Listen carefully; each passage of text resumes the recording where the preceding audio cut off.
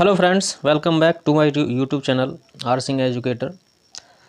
आज हम एक नया टॉपिक लेकर के आए हैं, ईडीएम एंड फ्रेजेज। तो हमारे पास आज डिस्कस करने के लिए 100 ईडीएम एंड फ्रेजेज हैं।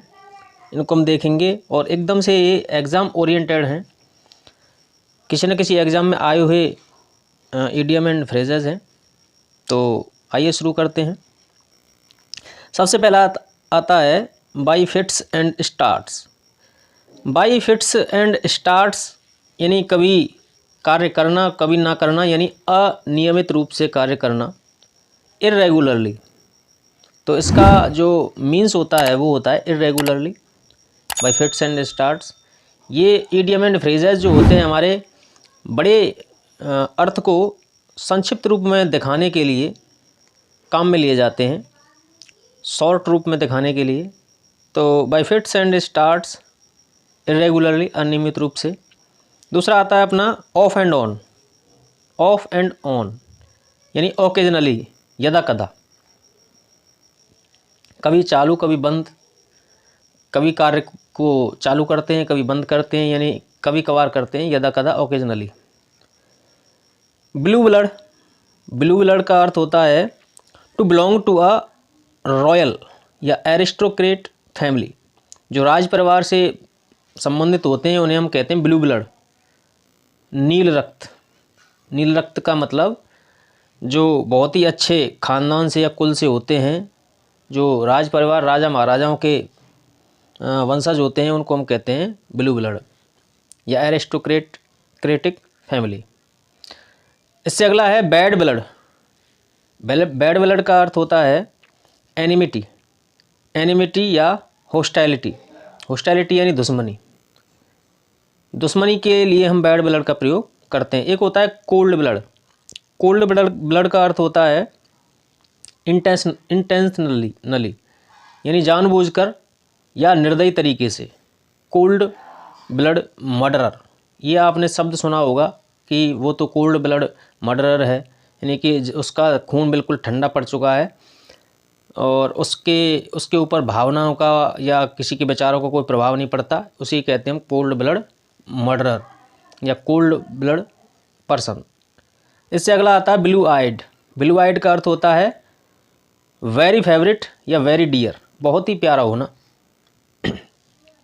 तो ब्लू आइड यानी नीली आँखें। नीली आँखें, यहाँ पे नीली आँखें अर्थ ना लेकर के यहाँ पे लिखेंगे वेरी फेवरेट यानी बहुत ही पसंदीदा, या वेरी डियर, बहुत ही प्यारा होना। अगला है एट द 11th आवर यानी 11वें घंटे। 11वें घंटे का अर्थ होता है अंतिम क्षण में, एट द लास्ट मोमेंट, अंतिम क्षण। अंतिम क्षण के लिए हम जो ईडियम फ्रेज काम में लेते हैं वो लेते हैं at the 11th hour. Gift of the gab. Gab कहते हैं टॉक यानी बातों का, बातों के उपहार। बातों का उपहार का अर्थ होता है टैलेंट ऑफ फॉर स्पीकिंग, वाक चातुर्यता, यानी बोलने में बहुत ही ज़्यादा कहें कि दक्ष हो, बोलने में दक्ष हो, बहुत ही जैसे बीरबल की तरह। बीरबल जो था वो वाकपट चातुर्य था, वाकपट था, तो उसकी तरह लगाते हैं हम। लॉन्ग एंड शॉर्ट, लंबा और छोटा, इसका अर्थ होता है इन ब्रीफ, संक्षेप में, संक्षेप, long and short. Hello and hearty. Hello and hearty का अर्थ होता है हेल्दी, स्वस्थ, एकदम से स्वस्थ होना। Hale and hard and fast. Hard and fast का अर्थ होता है स्ट्रिक्ट यानी सख्त, कठोर। Hard and fast rule, hard and fast rule जो बनाए जाते हैं वो एकदम सख्त रूल बनाए जाते हैं, कठोर नियम बनाए जाते हैं।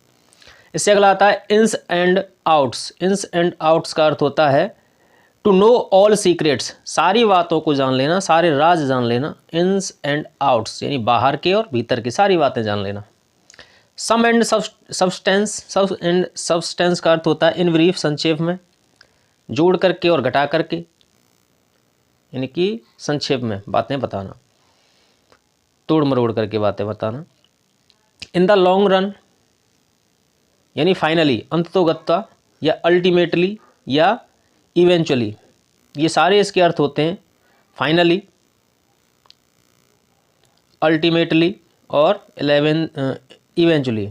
तो ये सारे के सारे इसके मीन्स होते हैं इन द लॉन्ग रन, लंबे समय के लिए। ए स्नैक इन द ग्रास, अब यदि कोई सांप है वो घास में छुपा हुआ है तो कैसा जो दुश्मन है वो हमारा कैसा हिडन एनिमी है, छुपा हुआ दुश्मन है, इसलिए यहाँ पे इसका अर्थ जो लगाते हैं वो होते हैं hidden enemy.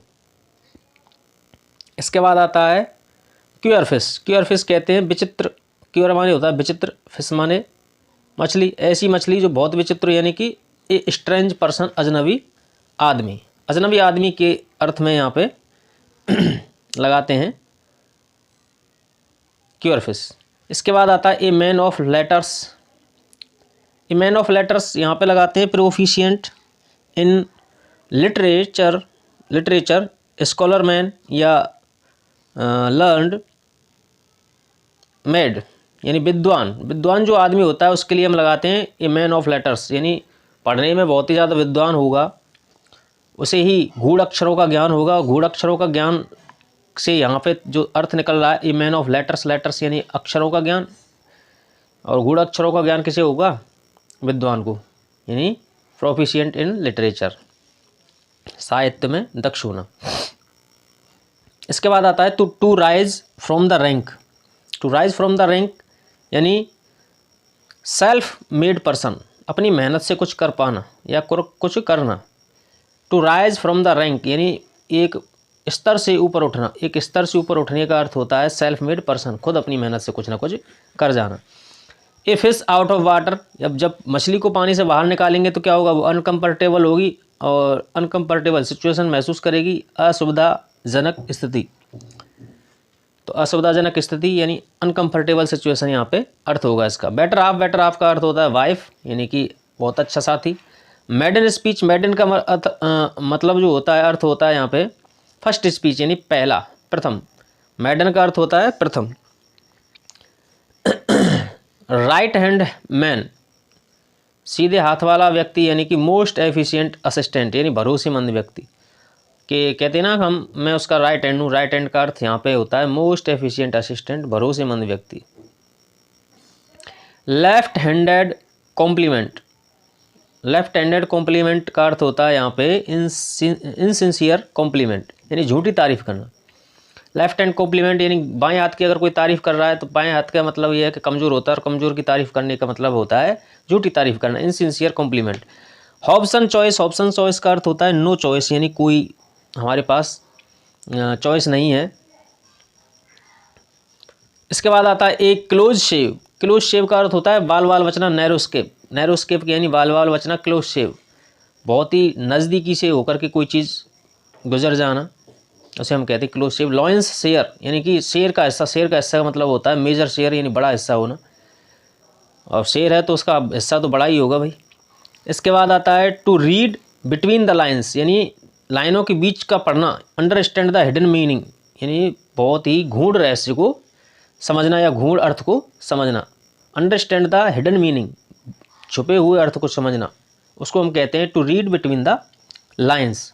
To smell a rat, एक चूहे की दुर्गंध आना या गंध आना, तो उसको कहते हैं टू सस्पेक्ट अ रिस्क और डिसाइड, यानी कि धोखा या घटना। टू स्मेल अ रैट, चूहे वाली जो दुर्गंध होगी वो कब आएगी, जब कोई किसी व्यक्ति पर संदेह होगा, हमें सस्पेक्ट होगा। उसके बाद आता है भाई leaps and bounds. Leaps and bounds का अर्थ होता है वेरी रैपिडली, बहुत तेज़ी से। इसके बाद आता है भाई हुक्स, हुक और बाई क्रुक, हुक और क्रुक बाई एनी मीन्स, यानी राइट या wrong. By any means right या रॉन्ग, यानी सही या गलत तरीके से किसी भी प्रकार से कोई बात कार्य करना, उसे कहते हैं हम बाई हुक और बाई क्रुक। इसके बाद आ जाता है fair and square. Fair and square का अर्थ होता है ऑनेस्ट यानी ईमानदार। फिर आ जाता है आपका black and white. Black and white का अर्थ होता है इन राइटिंग, लिखित में। Black and blue, black and blue का अर्थ होता है टू बीट मर्सीलेसली, बुरी तरह से पीटना। मर्सीलेस, मर्सी माने होता है दया आना, किसी पर बहुत ही ज़्यादा दया आ जाती है तो उसे हम कहते हैं मर्सी। तो मर्सीलेसली, बेदर्दी से, बिना दया के पीटना। वाइल्ड गूज चेज, वाइल्ड गूज चेज का अर्थ होता है होपलेस सर्च, फर्टाइल सर्च, बेकार प्रयास या निरर्थक प्रयास, वाइल्ड गूज चेज। इसके बाद आ जाता है अपना वोल्फ इन शीप्स क्लोथिंग। वोल्फ माने भेड़िया, इन शीप्स क्लोथिंग भेड़ की खाल में भेड़िया होना, उसे हम कहते हैं हिपोक्राइट, इम्पोस्टर यानी पाखंडी या धोखेबाज, पाखंडी या धोखेबाज, हिपोक्राइट, इम्पोस्टर।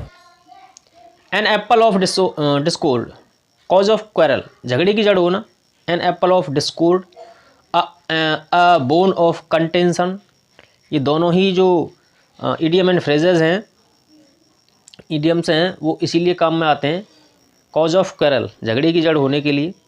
इसके बाद आ जाता है अपना null and void. Null and void का अर्थ होता है इनवैलिड, अविधिमान्य यानी गैर कानूनी। इसके बाद आ जाता है to flog a dead horse. आप लोगों ने ये नल एंड वॉइड का जो इडियम है कहीं सुना हो तो मैं आपको याद दिला दूं। नायक मूवी जो होती है अपनी अनिल कपूर साहब की, उसमें अमरीश पुरी जी कहते हैं कि जो भी हमने रूल पास किए थे उनको नल एंड वॉइड करो अभी के अभी। ये जब सीएम साहब बन जाते दोबारा से एक दिन के बाद, तब देखना, उसको सुनना गौर से, नल एंड वॉइड कहते हैं। इसके बाद आ जाता है आपका to flog a dead horse. To flog, flog माने होता है कोड़े मारना, और किसी मरे हुए घोड़े को जब हम कोड़े मारेंगे तो क्या होगा, टू डू यूजलेस वर्क, यानी कि बिना उपयोगी या अनुपयोगी कार्य करना, उसको कहते हैं to flog a dead horse. At daggers drawn, daggers drawn का अर्थ होता है एनिमिटी या हॉस्टिलिटी। हॉस्टिलिटी का अर्थ होता है दुश्मनी, या एनिमिटी का अर्थ होता है दुश्मनी। लॉगर्स हेड्स, लॉगर्स हेड्स का अर्थ होता है टू फाइट, लड़ना। Cut and dried, cut and dried का अर्थ होता है रेडीमेड, यानी पहले से ही बना बनाया होना। वाइट एलिफेंट, वाइट एलिफेंट का अर्थ होता है costly but not very useful, यानी हाथी तो ब्लैक वाले भी काम में लिए जा सकते हैं, लेकिन वाइट एलिफेंट का अर्थ होता है एक तो बाहर से मंगाओ और वो भी बहुत ज़्यादा पैसों से, यानी कि कॉस्टली तो है लेकिन कोई ज़्यादा यूजफुल नहीं है, नॉट वेरी यूजफुल। तो ये यहाँ पे इसका अर्थ हो जाता है। इसके बाद आ जाता है आपका डार्क हॉर्स। डार्क हॉर्स का अर्थ होता है एन अनएक्सपेक्टेड विनर, यानी छुपा रुस्तम होना, डार्क हॉर्स उसे कहते हैं। Hand and glove, hand and glove का अर्थ होता है वेरी इंटीमेट, यानी बहुत घनिष्ठ होना, हाथों में जब हमारे दस्ताने होते हैं उनको कहते हैं हैंड एंड ग्लव।